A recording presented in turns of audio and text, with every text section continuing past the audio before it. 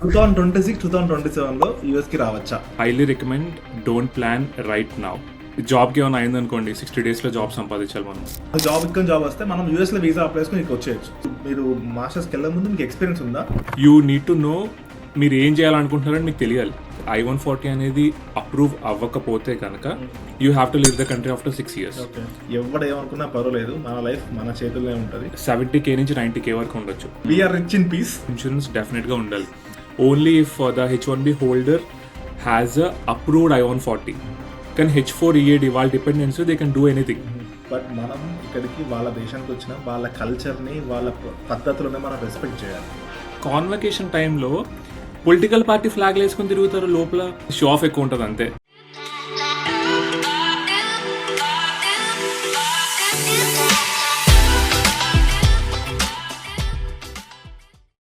Hello అందరికీ, welcome to Jagan German YouTube channel.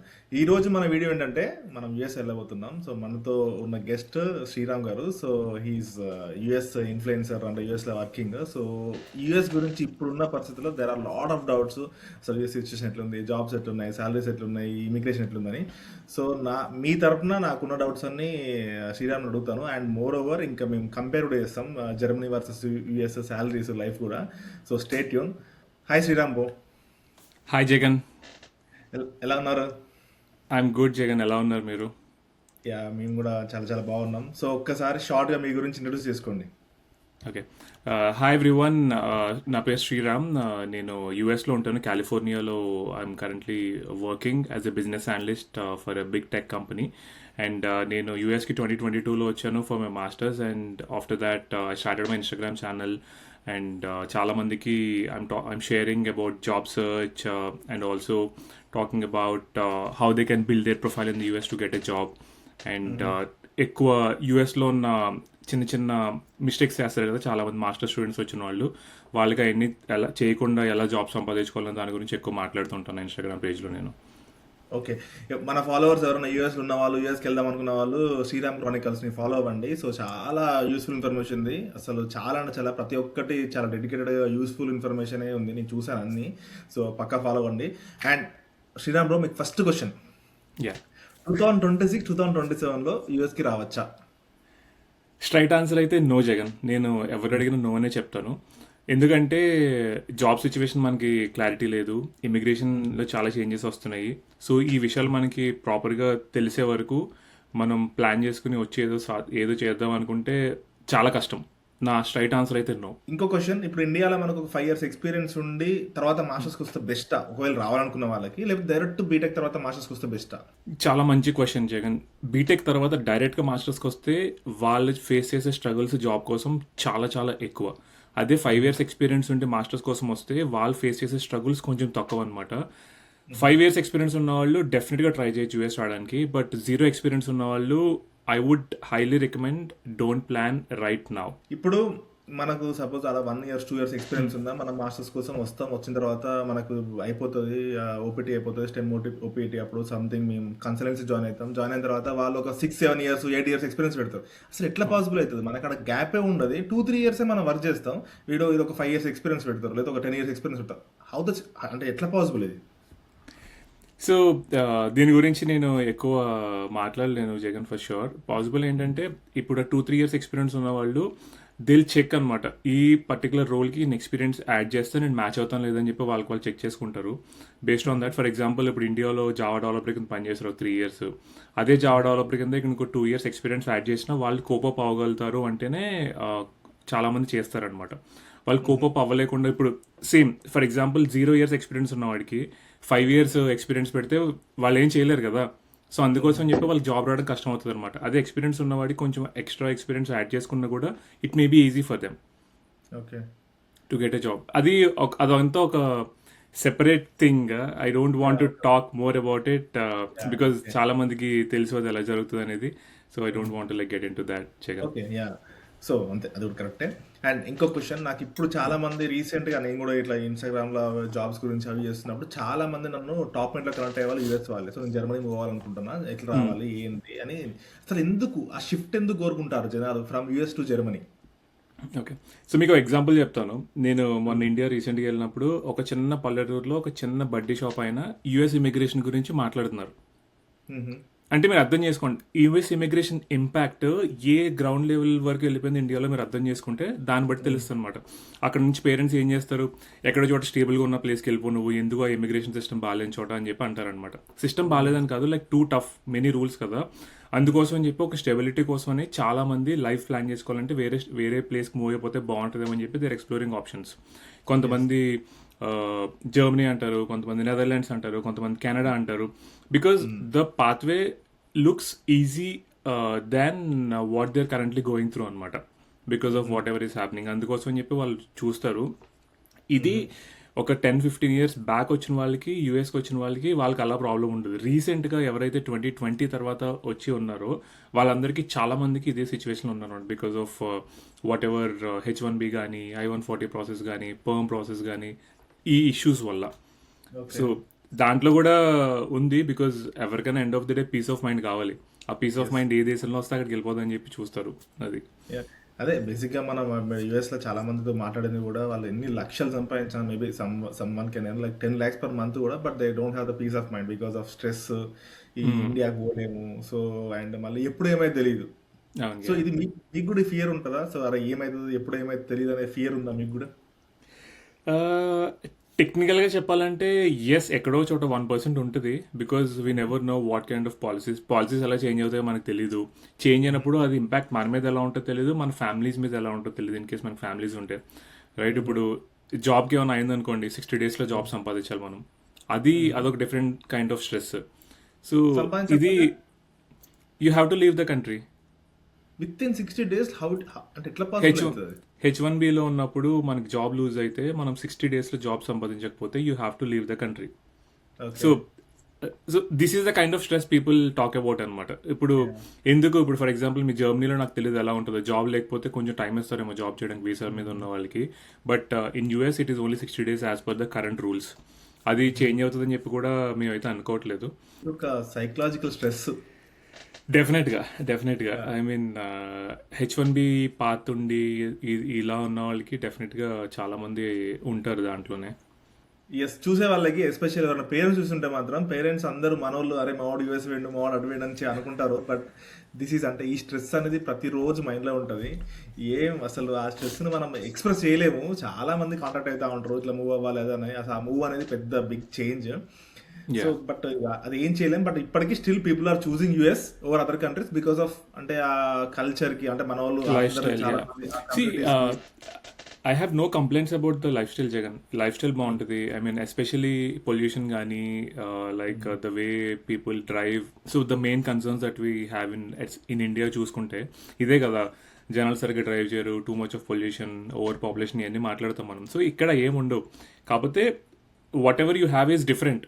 ఇండియాలో అంటే జాబ్ పోయినా కూడా మన దేశం మనల్ని ఎవరేమంటాడని చెప్పి అనిపిస్తుంది. బట్ ఇక్కడ ఇలా కాదు కదా. So we came on visa, so అందుకోసం చెప్పి ఈక్వల్గా ఉంటుంది. But life is good minus whatever stress you go through because of the other logistical challenges. Yes, so good one. So ఇంకొక క్వశ్చన్ ఏంటంటే, ఇప్పుడు సరే మనం ఎంత నో చెప్పినా రాకని చెప్పినా జనాలు వస్తూనే ఉంటారు, వస్తారు కూడా. సో ఇప్పుడు 2026 కమింగ్ సెమిస్టర్స్కి లేకపోతే కమింగ్ ఇంటెక్స్కి, 2027 కమింగ్ ఇంటెక్స్కి వచ్చే వాళ్ళకి మీరు ఏం చెప్తారు స్టూడెంట్స్కి? రెండు విషయాలు అయితే డెఫినెట్గా చెప్తాను. ఒకటి, వాళ్ళు వచ్చి యూనివర్సిటీ స్కాలర్షిప్ ఆఫర్ చేస్తే వాళ్ళకి హ్యాపీగా వచ్చి ఇది చేసుకోవచ్చు. రెండు ఏంటంటే, వాళ్ళు చూస్ చేసుకున్న కోర్సు ఇంకా వేరే ఎక్కడా లేదు, ఓన్లీ యూఎస్లోనే ఉంది, యూఎస్లోనే ఆపర్చునిటీస్ ఉంటాయంటేనే రమ్మని చెప్తాను జగన్ నేనైతే వాళ్ళని. బికాజ్ ఎందుకంటే ఫర్ ఎగ్జాంపుల్ మనం మాస్టర్స్కి వచ్చినప్పుడు లోన్ తీసుకుని వస్తే 30-40 lakhs లోన్ మనం తీసుకుని వస్తాం. స్కాలర్షిప్ వచ్చింది అనుకోండి, ఆ లోన్ అమౌంట్ అనేది మేబీ 10 lakhs 15 lakhs తగ్గుతుంది. లైక్ మీకు బర్డెన్ తగ్గుతుంది కదా. ఇమీడియట్గా కోర్స్ అయిపోయిన వెంటనే జాబ్ రాకపోయినా కూడా you will have some time to adjust the money అనమాట. అదే జాబ్ రాలేదనుకోండి 1-2 years వరకు, మీకు వీసా స్ట్రెస్, లోన్ కట్టాలి అనే స్ట్రెస్ ఉంటుంది. సో ఇట్ విల్ లైక్ ఎలా చేస్తా అంటే మెంటల్గా, ఫిజికల్గా మిమ్మల్ని చాలా బర్డెన్ చేస్తారు అనమాట. సో స్కాలర్షిప్ వచ్చి మీకు వస్తే more than happy, you will have at least peace of mind. Second thing ఏంటంటే, కోర్సెస్ చాలా ఇండియాలో కానీ చాలా అదర్ స్టేట్స్లో కానీ కంట్రీస్లో కానీ ఈ సిమిలర్ కోర్సెస్ ఉంటే అక్కడికన్నా వెళ్ళొచ్చు కదా. అన్లెస్ దే సే దట్ నా యూఎస్ఏ నా గోల్, యూఎస్కే రావాలి అంటే తప్ప I mean I don't see a valid reason. Good one. But ఇప్పుడు వచ్చే జనాలలో, సో యూఎస్కి ఎవరైతే వచ్చేవారు అంటే ఫారెన్కి వచ్చే వాళ్ళలో ఒక 90% అది ఇక్కడ కాదు, అటు పోతే ఈజీగా సెటిల్ అయిపోవచ్చు, ఏదో మాస్టర్స్ చేస్తే తర్వాత జాబ్ వస్తానే ఆ కాన్సెప్ట్ వస్తుంది తప్ప ఎవ్వరు నేను మాస్టర్స్ చేయాలి, ఈ కోర్స్ ఫినిష్ చేయాలని ఎవ్వరు రావట్లేదు. సో దీని మీద మీ ఒపీనియన్? అది కరెక్టే. ఒకప్పుడు అలా వర్కౌట్ అయ్యేది జగన్. ఎలా చెప్పాను కదా బిఫోర్, లైక్ నేను 2022లో వచ్చాను మాస్టర్స్కి. అప్పటికి కూడా situation was like not how it is right now. ఇంకా కొంచెం బెటర్గానే ఉండింది. ఇప్పుడు ఇంకా బ్యాడ్ అయింది. ఆ అన్ని రియాలిటీ తెలుసుకుని కూడా వాళ్ళు అదే మైండ్ సెట్లో వస్తే చాలా కష్టం వాళ్ళకి. అలా కాకుండా లేదు నాకు ఒక మా తెలిసిన వాళ్ళకి కంపెనీ ఉంది, నేను మాస్టర్స్ చేయగానే వాళ్ళు నాకు జాబ్ ఇస్తారని చెప్పి వాళ్ళకి ఏమైనా ఉంటే వాళ్ళు రావచ్చు. లేదు నేను వచ్చి వెళ్ళి జాబ్ చేసుకొని సంపాదించేస్తానంటే మాత్రం ఐ మీన్ సంపాదించవచ్చు, 100లో 2-3కి ఈజీగా వర్కౌట్ అవుతుంది. అలాగా మిగిలిన 97 పీపుల్కి కష్టపడి చేసుకుంటేనే వస్తుంది, లేకపోతే ఈజీగా అయితే రాదు. అదే బేసిక్గా ఇంకా సింగిల్స్ అంటే స్టూడెంట్స్ వాళ్ళ వీళ్ళు అయితే ఓకే వస్తారు, చేసుకుంటే నడుస్తుంది. కానీ ఎవరన్నా కపుల్స్ మ్యారీడ్ అయి ఉన్న వాళ్ళు కూడా మాస్టర్స్కి వచ్చి ఆ స్ట్రెస్ ఫీల్ అయ్యి ఈ స్ట్రెస్ మళ్ళీ ఎక్కడ చూపెట్టేది అంటే it creates lot of problems అన్నమాట. ఇప్పుడు చాలా మంది నాకు పేజ్కి మెసేజ్ చేస్తారనమాట. ఏంటంటే వాళ్ళకి ఆల్రెడీ పెళ్ళి అవుతుంది, వాళ్ళకి ఇండియాలో ఫ్యామిలీ ఉంటారు, కానీ ఎవరో పార్ట్నర్స్లో ఒకళ్ళు మూవ్ అవుదామని చూస్తారు యూఎస్కి. మాకు 2 పిల్లలు ఉన్నారు, 10 years ఎక్స్పీరియన్స్ ఉంది, మూవ్ అవ్వాలని చెప్పి అడుగుతారు. ఇవన్నీ చెప్తాను నేను, ఇవన్నీ ఉన్నాయంటే వాళ్ళు ఇవన్నీ చెప్పాను, మీరు ఆలోచించుకోండి, మీ ఇష్టం అంటే వాళ్ళు చెప్తారు okay so thank you for explaining detail, మేము ఇప్పుడు చూడట్లేదు, మళ్ళీ కొన్ని రోజుల తర్వాత చూస్తామని చెప్పి. బికాజ్ వాళ్ళకి తెలుస్తుంది కదా, ఒకళ్ళే పర్సన్ వచ్చి ఫ్యామిలీ మిస్ అయ్యి ఎలా ఉంటుంది ఏంటని చెప్పి తెలిస్తే. సో అది అలా చెప్పేవాళ్ళు ఎవరు లేరు జగన్ ఇది వరకు ప్రాపర్గా. ఇప్పుడు I think people are telling it more openly, ఇలా ఉంటుంది యూఎస్లో లైఫ్ అని చెప్పి చాలామంది. సో ఇక దీనికి మన దగ్గర సొల్యూషన్ లేదు. బట్ ఒకటి ఎవరికి చూసే వాళ్ళకైతే ప్రాపర్గా నీట్గా తెలుసుకుంటేనే మూవ్ అవ్వండి, ఒక స్టెప్ ముందుకు వెళ్ళాలి. లేకపోతే మాత్రం it's a life time decision. అవును, లైఫ్ టైం డెసిషన్. అవును. ఇంకొకటి జగన్, మీకు జనం మిమ్మల్ని అది చాలా మంది కాల్స్లో జర్మనీ మూవ్ అవ్వాలా యూఎస్ నుంచి అని అడుగుతారు కదా, మీరేం చెప్తారు వాళ్ళకి? మూవ్ అవ్వాలని చెప్తారా లేకపోతే ఏం చెప్తారు వాళ్ళకి మీరు? నేనైతే ఒక లాంగ్ టర్మ్ ప్లాన్ కనుక మీకు ప్లాన్ ఉంటే పక్కా మూవ్ అవ్వండి. అయితే not for Germany but for యూరోప్కి మూవ్ అని చెప్తా. జర్మనీ ఒక్కటే అని చెప్పాలి, ఎందుకంటే ఆ ఆఫర్ మనకు జర్మనీలో దొరుకుతా లేదా తెలియదు. సో కొన్ని కంట్రీస్ ఉంటాయి like Germany, Netherlands, Finland, Ireland, Sweden, Luxembourg, Austria. ఎందుకు మూవ్ అవ్వాలనుకుంటున్నాను, ఎందుకు చెప్తా అంటే ఇప్పుడు నేను చూస్తున్నా, నాకు తెలిసిన వాళ్ళు ఆల్మోస్ట్ 10 years నుంచి ఉన్న వాళ్ళు కూడా దే ఆర్ ఫీలింగ్ స్ట్రెస్. పోతే అయిపోవు అంటే ఈ స్ట్రెస్ ఎప్పటి నుంచి మన ఫస్ట్ F1 వచ్చినప్పటి నుంచి 10 years దాకా వీసా స్ట్రెస్ ఉందంటే ఇక మనం ఏం సాధిస్తాం లైఫ్ లో? ఇక ఈ స్ట్రెస్ లేక మనకు కావాల్సిందే పీస్. రైట్, పైసలు పీస్ లేకపోతే వేస్ట్. కాబట్టి మూవ్ అవ్వండి. కాకపోతే there are like certain conditions. So language issues ఉంటాయి. సో ప్రాపర్గా ఏదైనా మీరు ఒక జర్మన్ లాంగ్వేజ్ కలుగుతా అంటే పక్కా మూవ్ అవ్వండి. So there are some opportunity, student వీసాకి రావచ్చు, ఆపర్చునిటీ కార్డ్ రావచ్చు, డైరెక్ట్ అక్కడి నుంచి జాబ్స్ అప్లై చేసుకోవచ్చు యూఎస్ నుంచే. సో నేనైతే మోస్ట్లీ మూవ్ అవ్వండి. కాకపోతే ఇప్పుడు ఒక స్ట్రెస్ ఒక ఏంటంటే ఇప్పుడు అయిపోయిన వాళ్ళు ఫ్రెషర్స్కి అయితే అసలు కష్టం, డైరెక్ట్ మూవ్ అవ్వడం కష్టం అని చెప్తా. ఎక్స్పీరియన్స్ ఉన్న వాళ్ళు అయితే డైరెక్ట్ జాబ్స్ అప్లై చేసుకోవచ్చు, డైరెక్ట్ వస్తుంది. అండ్ జర్మనీకి ఒక అడ్వాంటేజ్ ఏంటంటే మనం ఇప్పుడు యూఎస్లో ఉన్నా కూడా మనం డైరెక్ట్ జాబ్ అప్లై చేస్తే మనకు ఇక్కడ జాబ్ వస్తే మనం యూఎస్లో వీసా అప్లై చేసుకుని ఇక్కడ వచ్చేయచ్చు. So there is no need of any sponsorship, అంతా ఈ లింకేజ్ ఏమి ఉండదు. So that's the most beautiful thing. So నేనైతే పక్కా చెప్తా. బట్ ఇక depends upon individual choices.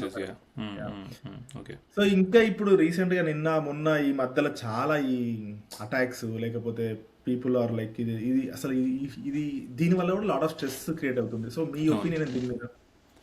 So ఇది ఇప్పటికైతే నేను అనుకుంటాను అది రీజన్ స్పెసిఫిక్ అని చెప్పి అనుకుంటా జగన్. బికాజ్ మనం ఎన్ని జరిగేది ఓన్లీ స్పెసిఫిక్ లొకేషన్లో జరుగుతాయని చెప్పి వింటాం అనమాట.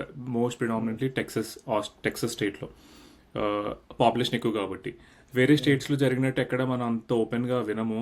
One of the other cases ఏంటంటే ఇప్పుడు హర్ట్ చేస్తే వాళ్ళు మేబీ దేర్ ఇంటాక్సికేషన్లో చేసి ఉండొచ్చు వాళ్ళు చేసిన వాళ్ళు, అంతే తప్ప టార్గెటెడ్గా అయితే ఓన్లీ టెక్సస్లోనే అవుతుంది and not in other states. I think that is not good, అది మంచిదైతే కాదు. We also know the reasons, మనకు కూడా తెలుసు రీజన్స్ ఎందుకు అలా అవుతుందని చెప్పి. Because of whatever thing that we created, our own people created కదా.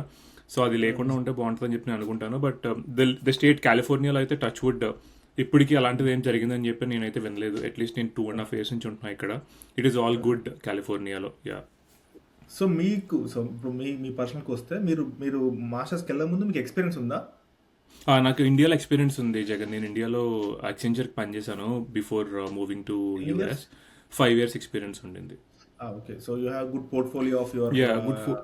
అండ్ ఆల్సో ఇంకోటి ఏంటంటే చాలా మంది ఇండియా నుంచి యుఎస్ మూవ్ అయిన తర్వాత వాళ్ళకి ఏం చేయాలో అర్థం కాదు. ఇప్పుడు ఒక నలుగురు దగ్గరతో మాట్లాడతారు, ఈ రోల్ బాగుందంటే ఆ రోల్కి వెళ్ళిపోతారు, ఈ రోల్ బాగుందంటే ఈ రోల్కి వెళ్ళిపోతారు. వాళ్ళకి ఆ డైరెక్షన్ ఉండదు అనమాట చాలా మందికి, ఎక్స్పీరియన్స్ ఉన్నా కూడా. సో అది కూడా ఉండాలి జగన్. ఇందాక మీరు అడిగిన క్వశ్చన్కి యూ నీడ్ టు నో మీరు ఏం చేయాలనుకుంటున్నారని మీకు తెలియాలి. ఫర్ ఎగ్జాంపుల్ ఇప్పుడు నన్ను అడిగితే నేను ఐటీ జాబే చేయాలనుకుంటాను, అలాంటిది అనమాట. అయితే బేసిక్గా ఏమైందంటే, సో లెట్స్ నా ఎగ్జాంపుల్ తీసుకుంటే నేను 2018లో వచ్చే ముందు మనకి ఏం తెలియదు, పోవాలి ఎటోదికి పోవాలి, పోతే అయిపోతుంది అని కన్సల్టెన్సీ జాయిన్ అయితే వాడు ఏదో వచ్చినాం.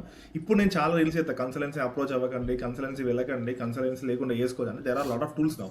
బట్ ఏంటంటే పీపుల్కి అయ్యో రాకపోతే ఏమవుతుందో, ఇప్పుడు వేరే తీసుకుంటే ఏమవుతుందో, సరే వీళ్ళకి తీసుకుందాం, వీళ్ళకి చెప్పింది ఇందాం అంటే వీళ్ళకి తెలుసు కదా అని కొంచెం నమ్ముతారు. కాకపోతే ఇప్పుడు జనాలు ఎట్లేరంటే ఒక 10 లక్షలు ఈవెంట్ ఇస్తారు కావచ్చు, ఒక 10 గంటలు టైం ఇన్వెస్ట్ చేయరు. సో టైం ఇన్వెస్ట్ చేస్తే ఆబ్వియస్ గా అంటే డిఫరెంట్ పర్స్పెక్టివ్స్ తీసుకొని రాసుకుంటే బెస్ట్ నా ఫీలింగ్. సో అది మీరు చెప్పింది. నెక్స్ట్ క్వశ్చన్ ఏంటంటే, ఒక్కసారి నాకు వీసా టైం లైన్ చెప్పండి. సో అంటే స్టూడెంట్స్ చూసే వాళ్ళందరికీ కూడా, సో అంటే F1, OPT, STEM OPT, H1 తర్వాత ఒక్కసారి ఒక ఫాస్ట్ చెప్తే సో అందరికీ అర్థమవుతుంది. ఓకే, సో మనం ఫస్ట్ వచ్చేది F1 వీసా మీద వస్తాం అనమాట. F1 visa is like 5 years duration ఇస్తారు మనకి. అది కూడా ఇప్పుడు దాన్ని 4 yearsకి తగ్గించాలని చెప్పి ఒక ఆల్రెడీ లా ప్రపోజ్ చేశారు. అది మనకి ఎప్పటికి ఎగ్జిక్యూట్ అయితే తెలియదు. సో ఫర్ నా 5 years తీసుకుందాము. వచ్చిన తర్వాత దాంట్లో 2 years మాస్టర్ డ్యూరేషన్ అని చెప్పి ఉంటుంది అనమాట. మనం చదువుకునే టైం అయిపోయిన వెంటనే we have to apply for initial OPT. So ఆ OPT అప్లై చేస్తే మనకి 12 months వర్క్ చేసే వీసా వస్తుంది. ఆ 12 months వీసా అయిపోయే టైంకి again we have to apply for STEM OPT అనమాట. So STEM OPT only STEM కోర్సెస్కే, అంటే ఈ టెక్నాలజీ కోర్సెస్, ఇంజనీరింగ్ కోర్సెస్ వాళ్ళకే STEM వీసా ఇస్తారనమాట. లేకపోతే ఓన్లీ 1 year OPT వస్తుంది. సో 2 years OPT అయిపోయిన తర్వాత బై ద టైం వాళ్ళకి STEM OPTలో ఉన్న 3 yearsలో వాళ్ళ నేమ్ H1B లాటరీలో వాళ్ళు పనిచేసే కంపెనీ వాళ్ళు లాటరీలో వేస్తారు. ఆ లాటరీలో మన నేమ్ పిక్ అయితే then they will start the H1B processing అనమాట. అది OPT టైంలో అవ్వచ్చు, STEM OPT టైంలో అన్నా ప్రాసెస్ చేయొచ్చు. ఇన్ కేస్ పిక్ అయితే యూర్ గుడ్, H1B వస్తుంది. సో దెన్ మీరు స్టూడెంట్ వీసా నుంచి H1B మీదకి మారిపోతారు and you will continue working on H1B. Pick అవ్వకపోతే ఏంటి అనేది పెద్ద క్వశ్చన్ మార్క్ మళ్ళీ ఇప్పుడు. బికాస్ పిక్ అవ్వకపోతే ఐడియల్గా అయితే you have to leave the country. దానికోసం అని చెప్పి ఇప్పుడు చాలా ఆల్టర్నేట్ ఆప్షన్స్ ఉన్నాయన్నమాట. టాలెంట్ వీసాస్ ఉన్నాయి, లైక్ ఓన్ వీసా అప్లై చేసుకుంటారు, EB1 అప్లై చేసుకుంటారు. లేకపోతే ఇది వరకు Day 1 CPT కాలేజ్ జాయిన్ అయ్యేవారు, ఇప్పుడు అది కూడా తీసేస్తారేమో అని చెప్పి అంటున్నారు. But we have to see. లేకపోతే PhD చాలా మంది చేస్తారనమాట, just maintain the status in the States. So ఇది ఓవరాల్ పాత్. ఈ H1B కూడా ఇనిషియల్గా 3 yearsకి ఇస్తారు. ఆ 3 years తర్వాత మళ్ళీ again we have to go for renewal ఇంకో 3 years కోసం. అంటే ఓవరాల్ పీరియడ్ 6 years అనమాట.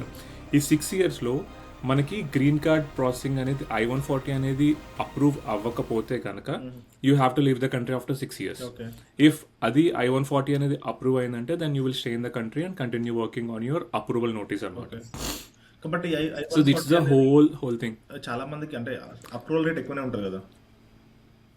I-140 అప్రూవల్ రేట్ అంటే, సో I-140 అనేది గ్రీన్ కార్డ్ కదా, మీకు కంపెనీ స్పాన్సర్ చేయాలి, మిమ్మల్ని హైర్ చేసుకుని కంపెనీ స్పాన్సర్ చేయాలి. సో ఇది వరకు కంపెనీస్ అన్నీ చేసాయి, ఇప్పుడు కంపెనీ స్పాన్సర్ చేయట్లేదు. బికాజ్ ఎందుకంటే జాబ్ ఎలా ఉంటుందో తెలియదు, ఏంటో తెలియదు, ఎలా ఉంటుందో తెలియదు. కాబట్టి ఫస్ట్ 3 yearsలో చేయకుండా లాస్ట్ 3 yearsలో మనకి ఒక కంపెనీకి ఒక 4-5 years పనిచేస్తే వాళ్ళకి మన పర్ఫార్మెన్స్ నచ్చితే అప్పుడు ఈ I-140 ప్రాసెస్ అనేది స్టార్ట్ చేస్తున్నారు అనమాట. ఇది వరకు దీని టైం లైన్ ఎంత ఉండేదంటే 2 yearsలో కంప్లీట్ అయ్యేది, ఇప్పుడు బ్యాక్లాగ్ వల్ల దగ్గర 3 years అయిపోతుంది. సో అది కూడా ఒక ప్రాబ్లం ఉందన్నమాట. So this is also one of the complication or stress factor. Because I-140 లేకపోతే 6 years తర్వాత ఏం చేస్తాం అనేది పెద్ద క్వశ్చన్ మార్క్ మళ్ళీ. సో ఇంకొకటి, ఇప్పుడు H1B లాటరీ అన్నారు కదా, ఇప్పుడు రీసెంట్ గా లాస్ట్ ఇయర్ నుంచి ఇది $1 lakh పెట్టాలన్నది, ఇది అప్రూవ్ అయిందా? సో ఏంటి దీని సిచ్యువేషన్? సో ఈ $1,100,000 ఏంటంటే బయట దేశం నుంచి H1B లాటరీలో నేమ్ వేస్తే కనుక వాళ్ళ నేమ్ పిక్ అయితే if they are coming they have to deposit the $100,000. మనం ఫర్ ఎగ్జాంపుల్ పర్సన్ యూఎస్లో లేరు, ఇండియాలో ఉన్నారు. ఇండియాలో ఉన్న వాళ్ళకి వాళ్ళ కంపెనీ హెచ్1బిలో వేసింది, నేమ్ వేసింది, పికప్ అయితే 100K పే చేయాలి వాళ్ళని యూఎస్ తీసుకురావడానికి. అలా కాకుండా యూఎస్లో ఆల్రెడీ మనం ఉండి మన నేమ్ పిక్ అయితే ఇట్ ఈస్ ఫైన్, మీరేం కట్టాల్సిన అవసరం లేదు.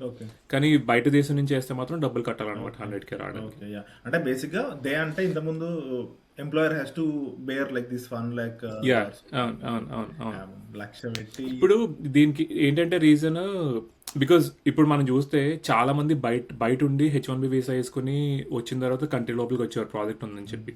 సో దాన్ని స్టాప్ చేయడానికి వాళ్ళు చేశారనమాట. I'm hoping that this is for good only. ఇంకా నెంబర్ చూడలేదు ఎంతమంది బయట నుంచి చేశారని చెప్పి చూడాలి. So good one. So next question ఏంటంటే డబుల్ మాస్టర్స్. చాలా మంది ఏంటంటే ఈ F1 అయిపోయిన తర్వాత సరే F1 ఓపీటీలకు ఓడు అంత ఎందుకు, స్టెమ్ ఓపీటీ తర్వాత కూడా కొందరు సరే ఇంకో మాస్టర్స్ పోతే ఇక కొంచెం సేఫ్ ఉండొచ్చు అనుకుంటారు. సో దాని మీద మీ ఒపీనియన్ ఏంటి?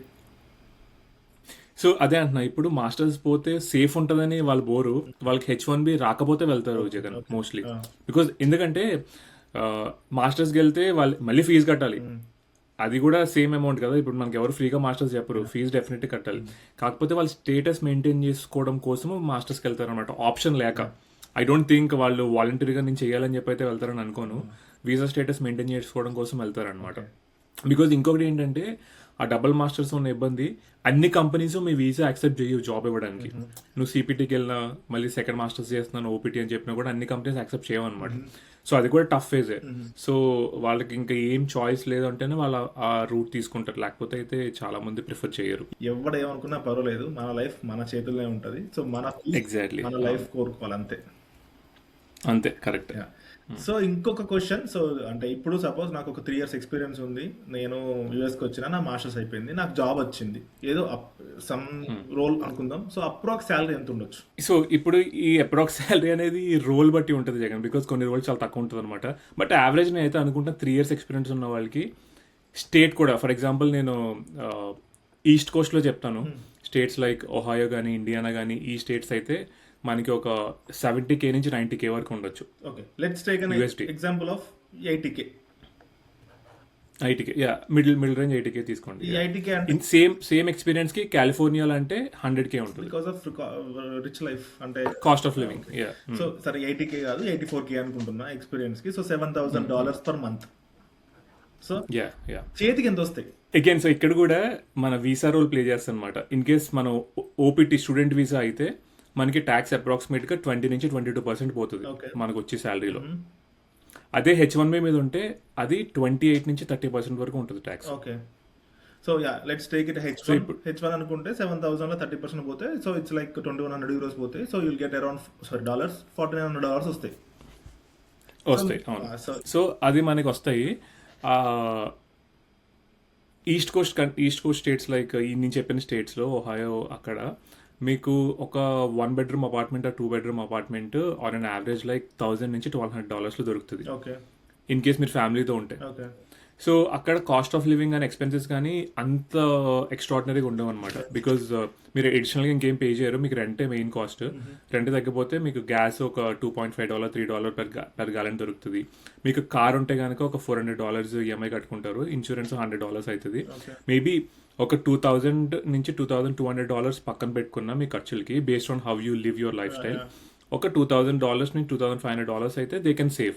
లోన్ లేకపోతే కనుక ఇన్ కేస్ ఎడ్యుకేషన్ లోన్ ఉంటే $1,000 కడతారు, $1,500 సేవ్ చేసుకోగలుగుతారు. బేసిక్ గా compare to all over the world, so US highs highest salaries and highest savings కూడా అంటారు. ఎందుకంటే యూఎస్ వాళ్ళు నాకు తెలిసిన వాళ్ళు చాలా మంది లైక్ పోయిన వెంటనే ఒక జాబ్ రాగానే నెలకు 5 లక్షలు 6 లక్షలు పంపే వాళ్ళని కూడా చూసాను. I don't know how they are, but depends upon the person మీరు అన్నట్టే.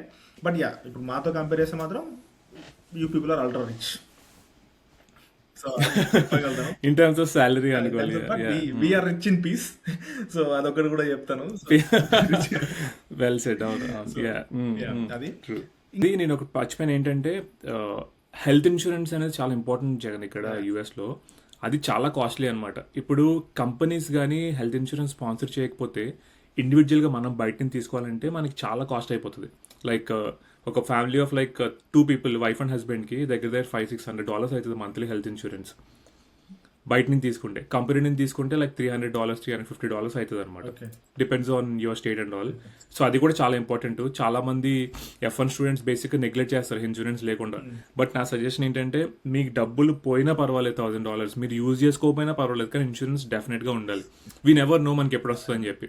వచ్చిన తర్వాత చాలా మనకి మంది కట్టలేము. చూస్తున్నాను, అది మళ్ళీ చాలా important. 50 లక్షలు 60 లక్షలు మళ్ళీ లోన్ యా యా తీసుకుంటారు. సో ఇట్స్ చాలా డిఫికల్ట్ అనమాట. సో సారీ మీరు ఏదో అడుగుతారు. Next question dependence. So dependence కి రావచ్చు, ఇప్పుడు రావచ్చా? సో ఈజీగానే ఉందా ప్రాసెస్? వాళ్ళు ఏదైనా చేసుకోవచ్చా? సో ఇట్స్ అంటే చాలా మిక్స్డ్ ఫీలింగ్స్ ఉన్నాయి దాని గురించి. So what do say about dependence? So F1 visa dependence అయితే పనిచేయలేరు F2 మీద. So they can't work on F2. So they can just come and stay. H1B dependence కూడా ఓన్లీ H4 ఉంటే they can't work. So H4 EAD కావాలన్నమాట. EAD ఎప్పుడు వస్తుంది అంటే only if the H1B holder has a approved I-140. Approved I-140 ఉన్నప్పుడే డిపెండెంట్స్కి H4 EAD apply చేసుకునే option వస్తుంది అనమాట. అది ఉన్నప్పుడే వాళ్ళు పని చేయగలుగుతారు. Then they can start their own company. So అదే, so it is a bit different. ఇప్పుడు H1B మీద ఉన్న వాళ్ళు స్పెసిఫిక్ స్కిల్ మీద పనిచేయాలి. కానీ H4 EAD వాళ్ళ dependents they can do anything. So వాళ్ళు స్టోర్ పెట్టుకోవచ్చు, లేకపోతే హెచ్ఆర్ అడ్మిన్ జాబ్ చేయొచ్చు, నార్మల్ జాబ్ చేయొచ్చు, బయట స్టోర్స్లో పని చేయొచ్చు, ఎక్కడైనా పని చేయొచ్చు H4 EAD వాళ్ళు. సో నాట్ ఏ థింగ్ అనమాట. కానీ అది రావాలంటే ఇందాక చెప్పిన ప్రాసెస్లో I-140 అనేది అప్రూవ్ అయితేనే H1B హోల్డర్కి వాళ్ళ డిపెండెంట్స్కి ఈజీగా అవుతుంది రావడానికి. సో లేకపోతే పని చేయలేరు ఎవరు డిపెండెంట్స్. Okay okay. సో కాకపోతే స్పెసిఫిక్ వీసాకి డిపెండెన్స్ అని టైఅప్ ఉన్నాయి కాబట్టి so it's depends on specific visa types. So మీకు ఒక క్వశ్చన్ ఇది.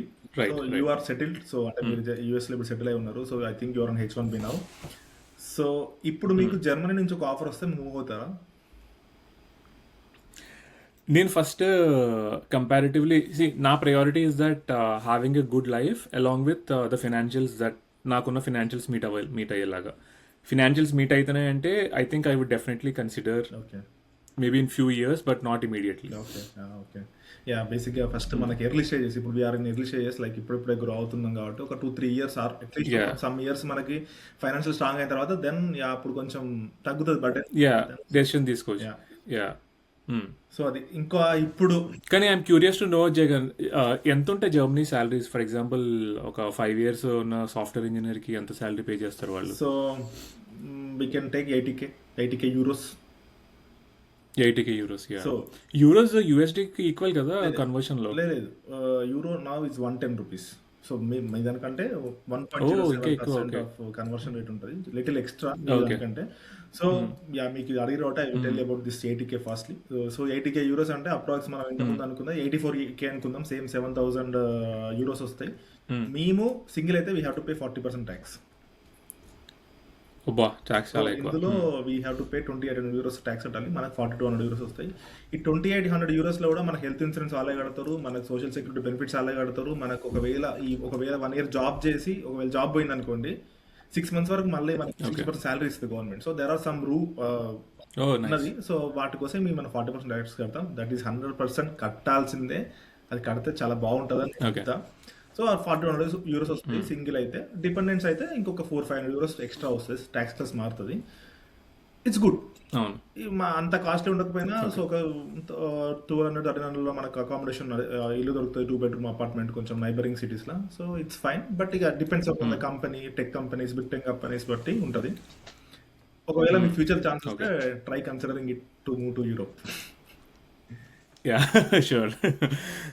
ఐ థింక్ నాకు నా ఫ్రెండ్స్ చాలా మంది Netherlands is a good option, try చేయొచ్చు అని చెప్పి అంటున్నారు. నేను ఇంకా చూడాలి దాని గురించి. కమింగ్ వెనస్డే అనుకుంటా. సో నెదర్లాండ్స్ లో కూడా రీసెంట్ ఒక తను నాయుడుమా అంటాడు మనకి, తను కో ఇన్ఫ్లుయెన్సర్.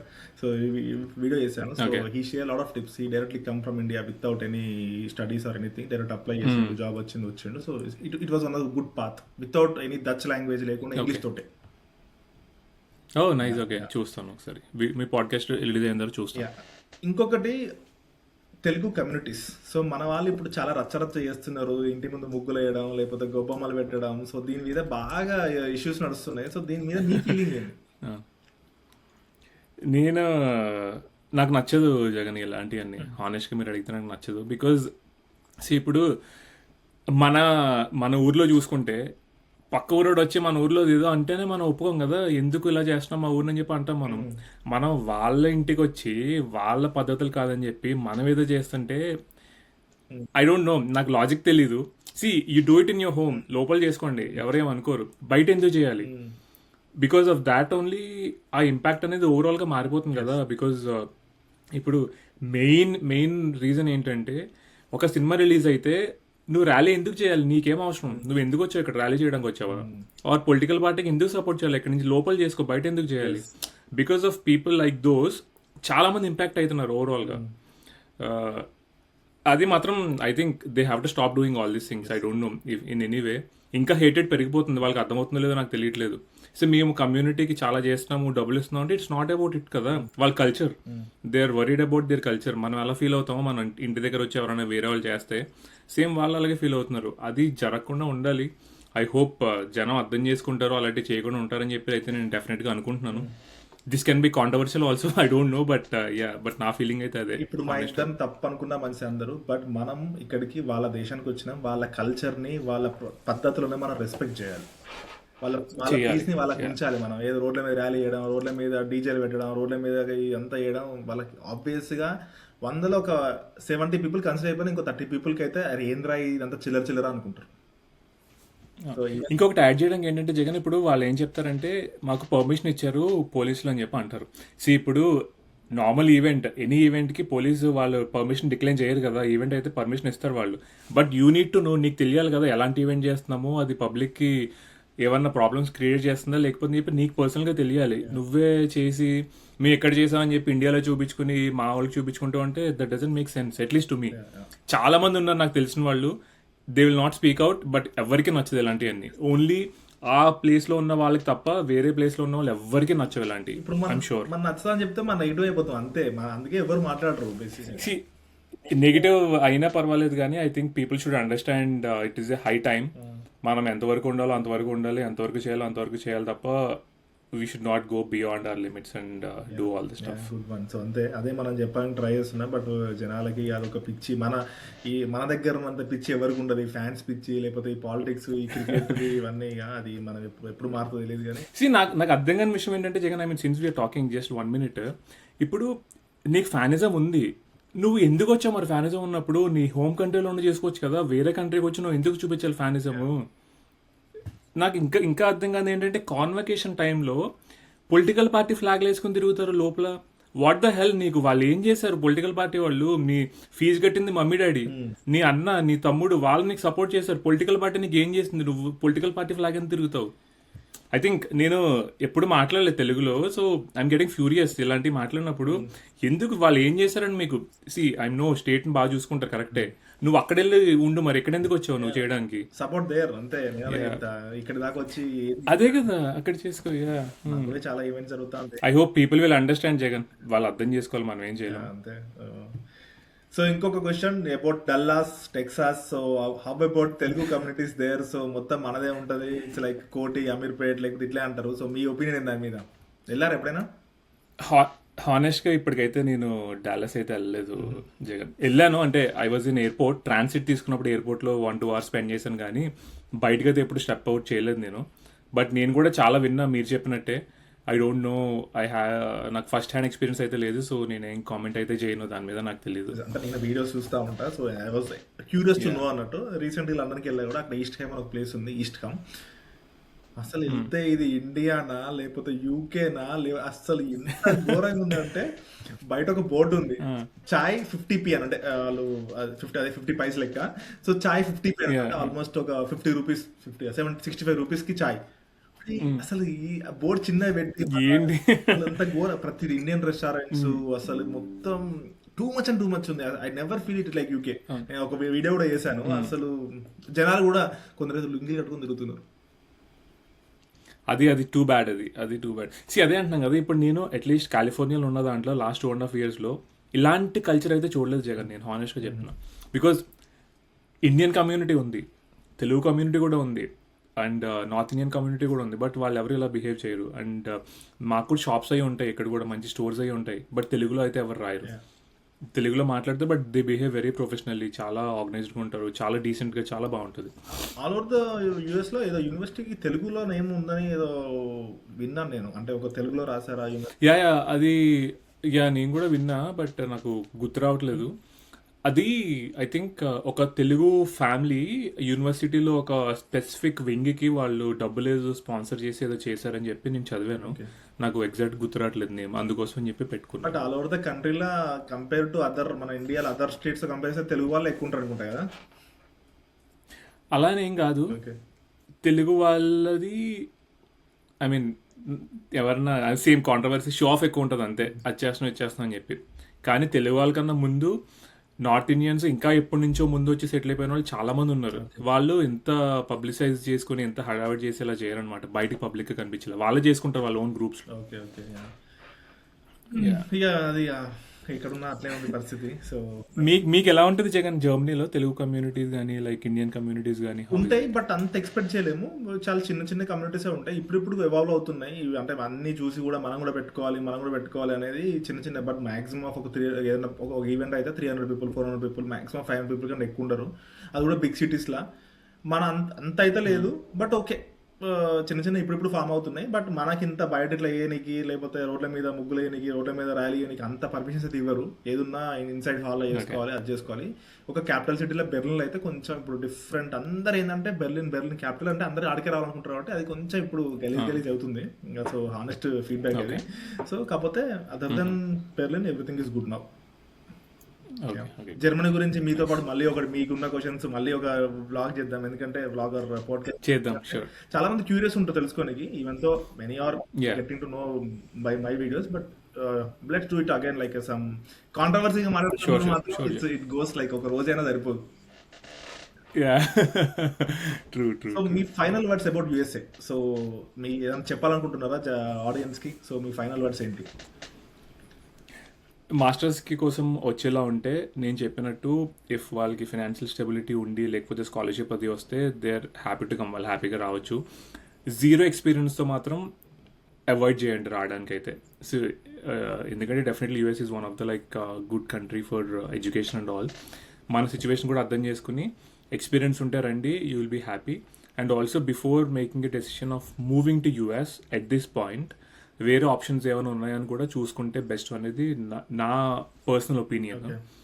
ఇప్పుడు నన్ను అడిగితే కనుక ఐ మీన్ ఈ టైంలో నన్ను అడిగితే ఇండియాలో ఉన్నప్పుడు వస్తావా అంటే ఇవన్నీ తెలిస్తే I don't think I will make a choice to come to US అని అనిపిస్తుంది అనమాట, because of what ever I've seen here. So last question, so what motivates you to move to US? Lifestyle and the earnings that you will have here. Get proper job దొరికితే ఎంత సంపాదించుకుంటాం అనే దాన్ని బట్టి. So these are things. And lifestyle కూడా you will have like proper schedule ఉంటుంది, అన్ని కరెక్ట్గా టైంకి చేసుకుంటావు, you're independent of doing your things. కానీ డెఫినెట్గా ఫ్యామిలీని అయితే మిస్ అవుతాము. See that is anywhere that is there, but we have to live with it. అంటే జస్ట్ మా కేసులో నేను చెప్తా, ఫ్యామిలీ మిస్ అవుతాం, ఇట్స్ ఫైన్. మా కేసులో మేము ఇయర్కి 3 times పోవచ్చు, 4 times పోవచ్చు, 2 సార్లు పోవచ్చు, మమ్మల్ని ఆపటోళ్ళు లేరు, అడటోళ్ళు లేరు. ఇప్పుడు హైదరాబాద్లో లేకపోతే పూణేలో, బెంగళూరు వేసేలే ఆల్మోస్ట్ పండుగలకు అప్పుడు వస్తున్నారు. ఇప్పుడు మా జర్మనీ ఉన్న వాళ్ళే ఎక్కువ సార్లు విజిట్ అవుతున్నారు, ఎక్కువ రోజులు పేరెంట్స్తో ఉంటున్నారు. సో ఇది ఒక హార్ష్ ట్రూత్. అక్కడ ఉన్న వాళ్ళకు టైం ఉండట్లేదు, ఎందుకంటే వర్క్ స్ట్రెస్. సండే రోజు కూడా ల్యాప్టాప్స్ ఓపెన్ చెప్తున్నారు. So it was one of the bad thing there. But ఇక దాని గురించి మాట్లాడుకున్నా మళ్ళీ ఇంకో రోజు కావాలి. But as of now that's the situation. So thank you so much for your time and for valuable suggestions and information. So చాలా మందికి హెల్ప్ అవుతుంది. సో ఏదో గుడ్డిగా డెసిషన్ తీసుకోకుండా, సో చాలా మంది చూసి అనలైజ్ చేసి వస్తే it will be really good. And మీకు ఏమైనా డౌట్స్ ఉంటే చూసే వాళ్ళకి ఈ వీడియో కింద కామెంట్లో మెన్షన్ చేయండి. అన్ని డౌట్స్ కలెక్ట్ చేసి మళ్ళీ ఒక 3-4 months తర్వాత మళ్ళీ శ్రీరామ్ బాబుతో కలిసి మళ్ళీ మేము చేయడానికి ట్రై చేస్తాం. So to share only the real information to you, ఇదే మా గోల్ ఇప్పుడు. సో ఐ హోప్ మీ అందరికి వీడియో నచ్చింది అనుకుంటున్నాను. నచ్చితే please do like, share and subscribe to Jagan in Germany YouTube channel. మీకు యూట్యూబ్ ఛానల్ ఉందా బ్రో? శ్రీరామ్ క్రోనికల్స్, బట్ పేజే చెప్పండి. అది కూడా సబ్స్క్రైబ్ చేసుకోండి. జస్ట్ ఒక సబ్స్క్రైబ్ చేసి పెట్టుకోండి. ఇన్ఫర్మేషన్ మీకు యూజ్ అయితే వాడుకోండి, లేకపోతే లేదు, అంతే. అలా మనం ఏం ఎవ్వరు డబ్బులు కట్టట్లేదు, అంతే కదా. So thank you so much Jagan, చాలా బాగుంది పాడ్కాస్ట్. ఐ మీన్ చాలా షేర్ చేసుకున్నాను, ఫస్ట్ టైం తెలుగులో చేశాను నేను. But let's see what people will say about it. Thank you so much. మళ్ళీ వెళ్దాం, షూర్గా will be in touch. And నేను కూడా ఈ year or maybe starting next year యూఎస్కి రావాలి విజిటింగ్కి అని ప్లాన్ చేస్తున్నా. But happy Yeah, yeah. Happy to host you. Thank you నేను అప్డేట్ చేస్తా ఉంటా. I will be in contact with you. Sure. Bye bye.